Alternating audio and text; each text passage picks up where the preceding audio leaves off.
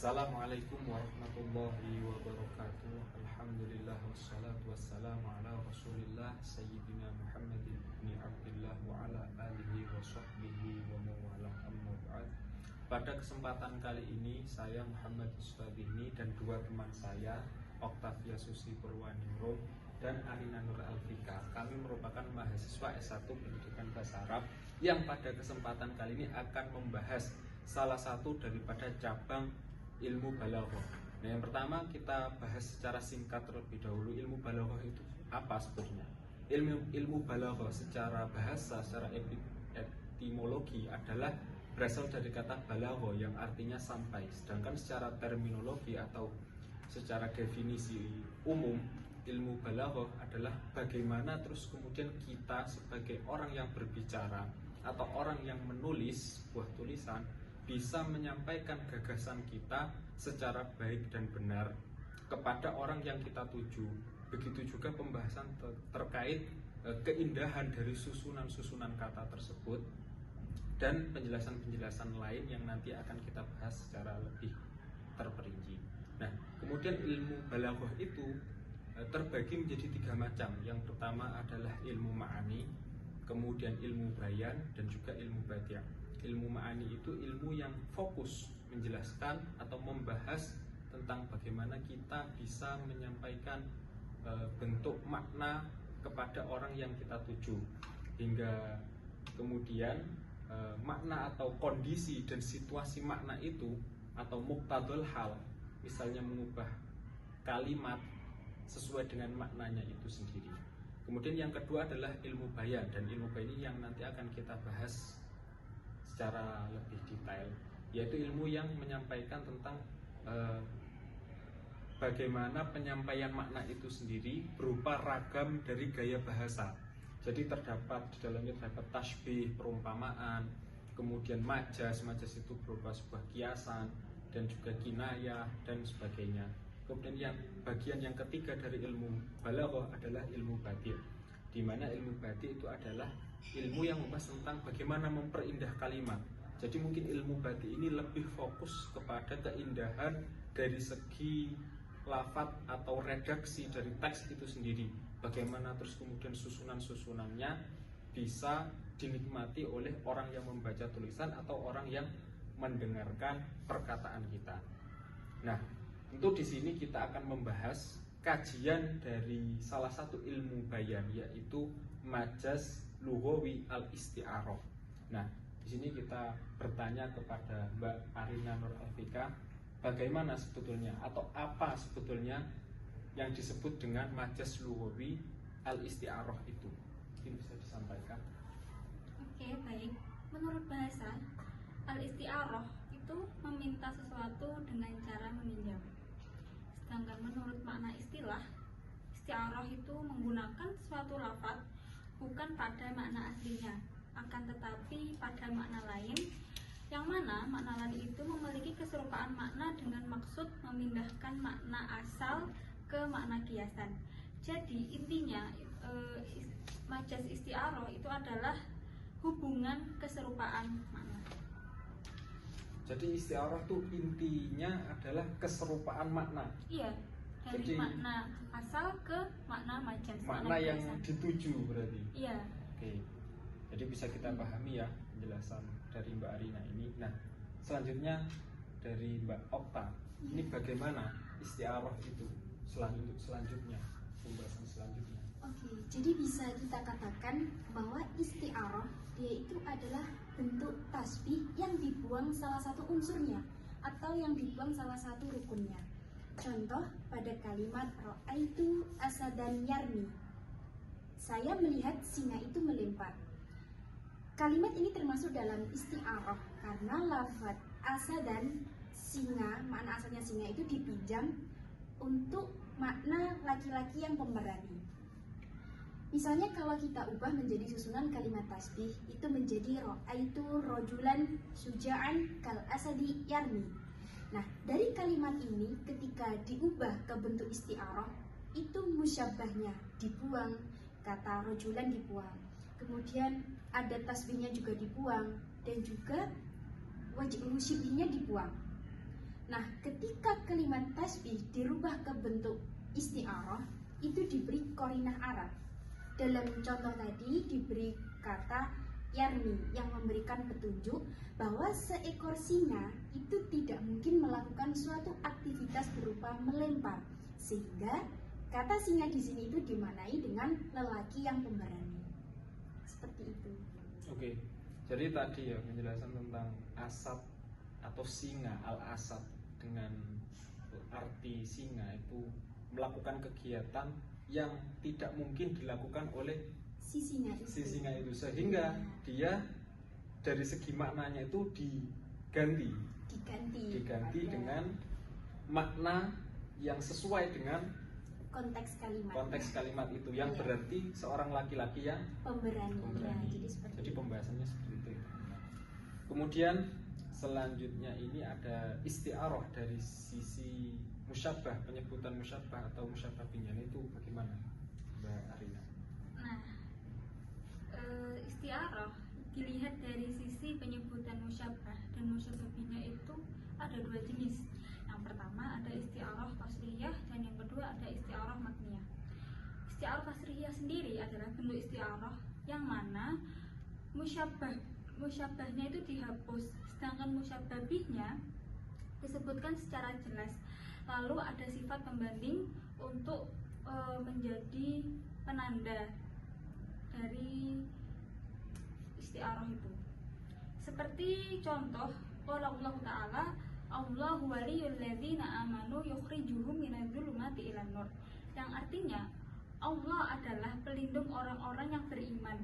Dia mengeluarkan mereka dari kegelapan menuju cahaya. Nah, dari contoh ini kita garis bawahi lafaz az-zulumat dan an-nur. Lafaz az-zulumat ini merupakan sebagai musyabbah bih yang maknanya adalah kegelapan. Lafaz az-zulumat ini adalah makna kiasan yang makna aslinya adalah kekafiran. Kenapa bisa bermakna kekafiran? Karena lafaz az-zulumat dan lafaz kufar atau kafir itu memiliki hubungan yang serupa. Sedangkan yang kedua, lafaz an-nur ini bermakna cahaya. Nah, maksud dari lafaz an-nur ini adalah bermakna iman atau hidayah. Jadi maksud dari penggalan ayat Al-Quran ini, Allah adalah pelindung orang-orang yang beriman. Dia mengeluarkan mereka dari kegelapan atau kekufuran menuju cahaya, menuju hidayah dan hidayah atau keimanan mereka. Itu penjelasan dari isti'arah tasrihiyah. Kemudian yang kedua adalah isti'arah makniyah. Isti'arah makniyah sendiri adalah beristi'arah yang mana musyabbah bihnya itu dihapus dan hanya ada sifatnya saja yang disebutkan untuk menandainya. Seperti contoh adfarul maniyah nusibat bi fulan, yang artinya kuku kematian telah mencakar si fulan. Nah, dari contoh ini musyabbah bihnya itu dihapus. Jadi lafaz asli dari contoh ini adalah adfarul maniyah kasabai nusibat bi fulan fil iltiyal, mencakar si fulan. Nah, lafaz as-sabai adalah lafaz musyabbah bih. Lafaz ini dibuang karena sudah disebutkan pada musyabbahnya, yaitu adfarul maniyah. Jadi kuku kematian dalam kurung binatang buas telah mencakar si fulan. Itu adalah penjelasan dari isti'arah tasbihiyah dan isti'arah makniyah. Nah, selanjutnya ini kita bahas bagaimana sebetulnya isti'arah itu jika kita kaji dari segi penyebutan mulaim. Mulaim yang mana berdasarkan pada hal-hal yang sesuai untuk musyabbah dan juga musyabbah bihnya. Nah, jumlahnya ada 3 macam isti'arah dari segi dilihat dari penyebutan mulaimnya ya. Yang pertama adalah isti'arah murasyahah, kemudian mujarradah, isti'arah mujarradah, dan isti'arah mutlaqah. Nah, apa saja kira-kira? Yang pertama adalah isti'arah murasyahah, yaitu isti'arah yang disertai dengan tanda-tanda yang dia menguatkan pada musyabbah bihnya, yaitu pembandingnya. Maksudnya bagaimana? Yang dimaksud pembanding yaitu isti'arah yang disebutkan tanda pada musyabbah bihnya. Musyabbah bihnya pada contoh berikut ini yaitu firman Allah, ulaikal ladzina ishtarawu dhalalata bil huda fama rabihat tijaratuhum wa ma kanu muhtadin. Nah, ini mana musyabbah bihnya? Musyabbah bihnya adalah yang menjadi isti'arah maksud saya adalah kata ishtarawu yang berarti membeli. Dan dimaksudkan itu adalah memilih. Kata tersebut ditandai dengan kata fama rabihat. Itu adalah sebuah musyabbah bihnya. Jadi dia dari ishtarawu itu kan artinya ulaikal ladzina, yaitu orang-orang yang membeli ad-dhalalata terhadap dhalalah kesesatan bil huda dengan petunjuk. Nah, ini kan bagaimana membeli sebuah kesesatan, membeli sebuah kegelapan atau kesesatan itu dengan petunjuk. Itu kan tidak bisa terus kemudian kita mengerti maknanya. Fama dilanjutkan ada penjelasannya yaitu fama robihat tijaratuhum, maka mereka tidaklah beruntung dari apa jual beli mereka, wa makanu muhtadin, dan mereka itu juga bukan orang-orang yang mendapatkan petunjuk. Jadi dijelaskan pada fama robihat tijaratuhum itu, yang maksudnya orang-orang itu yang menginginkan melakukan sebuah kesesatan dengan dalih tujuannya itu untuk demi sebuah mencari petunjuk, maka hal itu tidak akan mungkin tercapai karena ada penjelasan fama robihat itu tadi yang mana menjelaskan dari lafaz ishtaru itu. Selanjutnya adalah penjelasan isti'arah mujarrodah. Apa isti'arah mujarrodah itu? Yaitu isti'arah yang disebutkan tanda musyabbahnya, yaitu yang diserupakannya. Contohnya adalah fa'adzaqahallahu libasal ju'i wal khaufi bima kanu yasnaun. Nah, apa kira-kira maksud makna dari contoh tersebut? Jadi fa'adzaqahallahu yang artinya penduduk-penduduk itu mengingkari nikmat-nikmat Allah. Jadi mereka ingkar.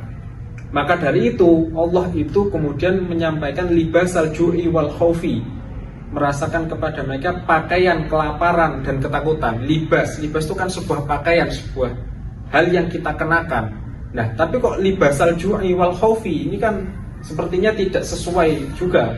Maka kata libas itu diganti dengan kata al-his, yang arti al-his itu merasakan. Jadi ketika ada seseorang penduduk itu yang mengingkari mungkin sebuah penduduk yang di sebuah daerah yang mengingkari terhadap nikmat-nikmat Allah, maka Allah itu akan memberikan libasal ju'i wal khaufi, yang mana arti jika kita artikan secara tekstual itu memakai sebuah pakaian kelaparan dan ketakutan, itu lafadz libas diganti dengan kata al-his. Makna kata al-his yang berarti adalah merasakan dari rasa lapar dan juga rasa ketakutan itu sendiri. Selanjutnya adalah isti'arah mutlaqah, yaitu isti'arah yang tidak disertai tanda-tanda. Jadi tidak ada tanda-tandanya baik dari segi musyabbah maupun musyabbah bihnya. Contohnya adalah ayat Al-Quran, firman Allah, inna lamma taghal ma hamalnakum fil jariyah. Nah, ini maksudnya bagaimana? Inna lamma taghal ma hamalnakum fil jariyah itu artinya kan lamma taghal ma, sesungguhnya kami itu tatkala air telah naik, taghal ma, air itu telah naik, hamalnakum fil jariyah, maka mereka membawa nenek moyang ke dalam sebuah bahtera. Nah, kata toho ini bermakna zada, maksudnya bertambah. Air itu bertambah banyak ketika dalam mungkin waktu itu konteksnya adalah banjir besar di zamannya Nabi Nuh ya. Itu. Jadi kata toho dan juga zada ini tidak ada keterkaitan dengan makna di antara keduanya. Jadi disesuaikan masing-masing dari makna tersebut. Selanjutnya ini adalah pembahasan selanjutnya, yaitu isti'arah dari segi jenis kata yang dipinjam, yaitu bagaimana penjelasan terkait dengan hal tersebut. Ya, baik. Jadi isti'arah dari sisi jenis kata yang dipinjam berdasarkan istikhdam al-alfat, yaitu lafaz yang digunakan. Isti'arah ada dua, yaitu isti'arah asliyah dan isti'arah tabi'iyah. Apa itu? Isti'arah asliyah, dia adalah isti'arah yang lafaznya berupa isim jamid. Isim jamid itu adalah kata yang tidak mengikuti kata lain. Contoh, ada kata asadun, ada komarun, zahratun, dan sebagainya. Nah, contoh isti'arah asliyah itu pada kalimat ra'aitu asadan yuqatiluna fil ma'rakah. Aku melihat singa-singa itu berperang di medan tempur. Jadi kata yang digunakan di sini itu adalah asadan, singa. Kata asadan dia termasuk dalam isim, yaitu berupa kata benda. Sehingga pada kalimat tersebut termasuk dalam isti'arah asliyah. Nah, kemudian yang kedua itu ada isti'arah tabi'iyah, yaitu isti'arah yang menggunakan isim mustaq atau kata yang mengikuti kata lain. Bisa berupa fi'il atau kata kerja, kemudian bisa juga huruf atau kata turunan dari isim. Contohnya pada kalimat asyraqatil ardu binuri. Bumi itu bersinar dengan cahaya. Nah, kata asyraqati, bersinar di sini dia menggunakan fi'il, yaitu kata kerja.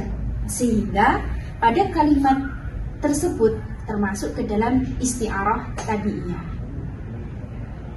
Nah, setelah kita menjelaskan tadi ya, membahas cukup detail tadi terkait penjelasan daripada isti'arah, ini coba saya simpulkan, mungkin memberikan sedikit contoh dan mengkaitkan terhadap apa yang tadi kita sudah bahas. Nah, oke, sebentar Mas Yusfa. Sebelum kita menyimpulkan, jadi ada lagi isti'arah yang terakhir, itu ada isti'arah tamtsiliyah, atau dalam bahasa Indonesia kita mengenalnya dengan metafora perumpamaan representatif.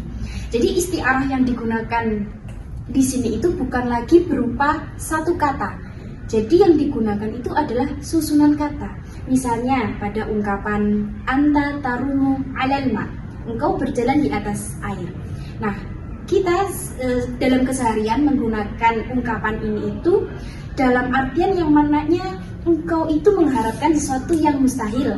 Nah, seperti anta tarumu alal ma, seperti engkau berjalan di atas air. Jadi Gitu. ada isti'arah yang tidak hanya satu kata, tetapi terdiri dari ungkapan beberapa kata. Baik, ini terus kemudian coba kita kaji ya dari segi bagaimana jika isti'arah itu isti'arah adalah sebuah tadi pembahasan yang pada ilmu balaghah, otomatis itu dalam bahasa Arab. Nah, untuk mempermudah kita coba kaji dari segi bahasa Indonesia secara singkat saja. Mungkin saya kasih contoh si jago merah itu telah padam. Ini kan bagaimana? Jika kita artikan secara kontekstual itu sama sekali tidak nyambung. Itu jago merah yang dimaksud apa sebetulnya? Ya, di situ ada istilah dalam bahasa Indonesia bahwa jago merah itu adalah sebuah api, berarti si api itu telah padam. Nah, tadi misal kita kaitkan jika dalam isti'arah itu kira-kira masuk kepada bagian isti'arah mutlaqah. Jadi ketika masing-masing dari makna yang dipakai itu sama sekali tidak ada keterkaitan sama sekali.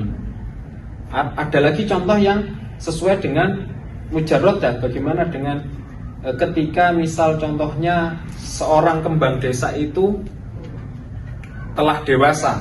Nah, ini masih ada keterkaitan karena ada kalimat telah dewasa itu sendiri, sehingga ini sesuai dengan konteks makna sebelumnya, meskipun itu perbedaannya juga cukup jauh sebetulnya antara kembang desa itu yang dimaksud apa dengan seorang makna kontekstualnya adalah seorang perempuan. Nah, mungkin ada tambahan dari Mbak Arina dan Mbak Okta dari atau mungkin bagaimana? Jadi kalau kita simpulkan lebih padat lagi ya, isti'arah itu dia memiliki alaqah, hubungan berupa keserupaan. Seperti kita ketahui bahwa majaz itu kan penggunaan kata yang tidak pada makna sebenarnya. Nah, sehingga isti'arah tadi itu sebenarnya dia bisa dikatakan tasbih, tapi yang kehilangan salah satu rukun daripada tasbih tersebut. Jadi itu ya salah satu Ya, dan indikator yaitu Indikator isti'aroh. biar kita perbedaan lebih enak mengingatnya. dengan tasbih. Kalau Ya. tasbih itu harus lengkap. Kalau misal isti'aroh ini ada yang hilang. Ada yang hilang unsur atau rukunnya. Baik, mungkin demikian ya yang bisa kami paparkan dari ya penjelasan yang mungkin sifatnya sederhana dan mungkin masih ada mungkin beberapa titik kesalahan yang mungkin kami lakukan. Tentu mungkin bisa kita lakukan juga sesi diskusi mungkin di kolom komentar nantinya. Kami ucapkan terima kasih kepada Mbak Oktavia Susi Purwaningrum dan Mbak Arina Nur Alfika yang sudah menjelaskan terkait dengan majas lughawi isti'aroh dalam kajian ilmu badi', ilmu balaghah. Terima kasih, mungkin sekian dari kami. Assalamualaikum warahmatullahi wabarakatuh.